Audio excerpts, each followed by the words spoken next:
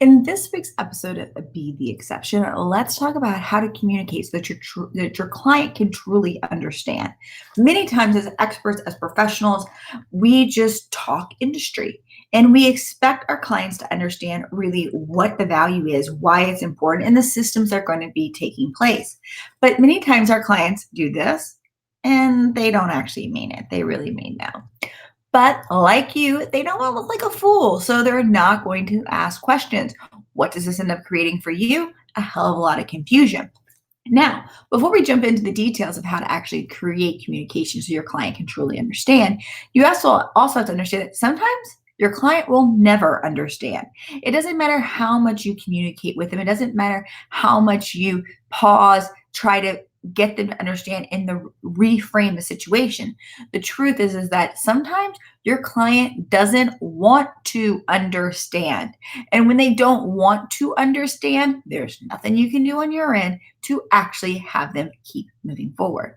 Now, barring that being the situation at hand, let's talk about how to truly communicate so that your client understands.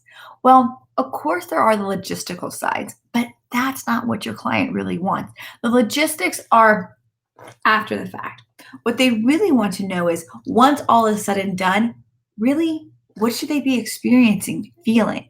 When you communicate that first and you give them true markers that they can expect, then it's almost like giving them a mental checklist of ding, I got this. Ding, I got that. It's also priming their subconscious mind to expect those results. So, therefore, they'll be looking for those results.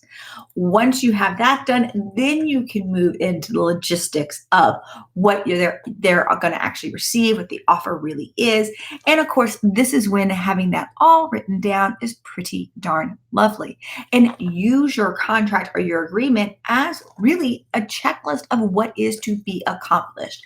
So that way minimizes the arguments they'll have about did you actually deliver a certain product, service, or benefit. Now, will it always eliminate it? Nope. Doesn't matter how black and white and how clear it can be. As we just said earlier, if your client doesn't want to understand, they won't, even on the most basic and obvious things. So, what that issue lies is that they shouldn't be your client in the first place. And then you need to decide if how far in the relationship you really are and how far out of the relationship do you really want to be.